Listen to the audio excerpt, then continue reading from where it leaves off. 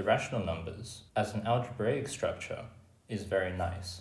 It's what's called a ordered field. On the other hand, geometrically it's not very nice because it's missing crucial numbers like the square root of 2 and other things like the square root of 3 and other things of this form, the nth root of m in general. And geometrically these numbers are important because, as we've seen, for instance, the square root of 2 arises naturally when considering a right triangle.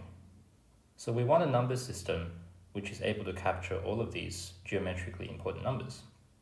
But the problem is even bigger than this because it turns out that Q is missing other numbers too. It's missing, for example, pi. And pi is what's called a transcendental number. It can't be expressed as a radical or the root of some algebraic equation. And pi, as we know, arises in a geometric way very naturally as the circumference of a circle. So in order to overcome this problem, this is why we introduce the real numbers. But how should we do this? What is the common theme which captures what Q is missing? So here is an ingenious observation which, in one fell swoop, summarizes what the problem is. Instead of stating it in general, let's state it for the particular case of the square root of 2. Let A be the set of rational numbers, Q, in capital Q, such that Q squared is less than 2. Then the observation is that A does not have a least upper bound in Q. So what do we mean by a least upper bound? An upper bound for A would be a number which is greater than or equal to every number in A. That's an upper bound. So for instance, the number 10 is an upper bound for A.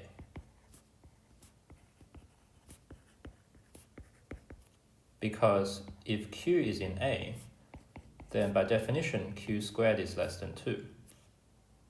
Now suppose for a second that Q is bigger than 10. That would mean that Q times Q is bigger than 100, which means that Q squared can't be less than 2.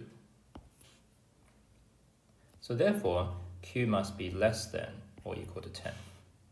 And because this inequality holds for every Q in A, 10 is an upper bound for A. Now, our claim or observation is that A doesn't have the least upper bound in Q. And here's the proof. So suppose, for a contradiction, that it did have a least upper bound in Q, and call that R. Then this means that R squared has to be bigger than 2. Because if it was equal to 2, then R would have to be a square root of 2, and we know there's no such rational number. But if this is the case, then we should be able to subtract a little bit from R to get something which is still an upper bound. So more concretely, let S equal R minus R squared minus 2 divided by R plus 2. This simplifies to 2R plus 2 divided by R plus 2. And I claim that this is still an upper bound for A. So if you calculate this, you see that S squared minus 2 is equal to 2 times R squared minus 2 divided by R plus 2 all squared. The numerator is bigger than 0 because R squared is bigger than 2, and certainly the bottom is bigger than 0. So therefore this fraction is bigger than 0, which means that S squared is bigger than 2, i.e. S is an upper bound for the set A. And notice that S is still rational here. Now you might say, hold on, we haven't ruled out the possibility that R squared is less than 2. What about that case? So in that case, R would be an element of A, and we can use a similar argument to show that we can increase R a little bit to stay in A, and so therefore R cannot be an upper bound for A.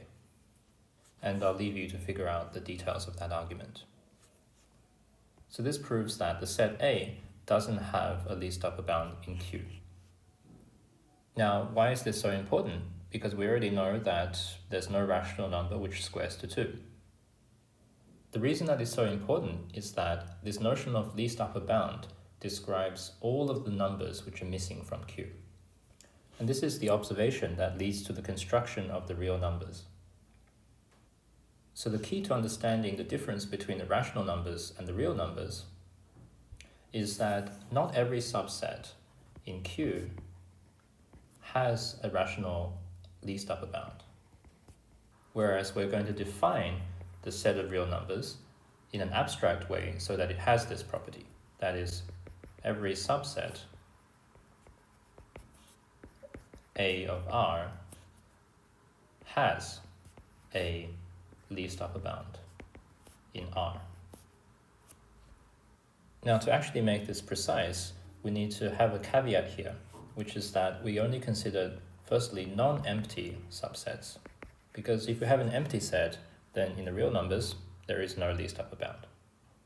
We also need this set to be bounded above, because if it didn't have an upper bound at all, if it goes to infinity, then we don't hope to have a least upper bound. So we would like to have a number system with this property, and there's a name for this property, which is the least upper bound property. The definition is an ordered set S has the least upper bound property if every non-empty subset which is bounded above has a least upper bound in S. So next time we're going to construct such an ordered set S which contains the rational numbers as a subset. And the set we construct in this way will be called the real numbers.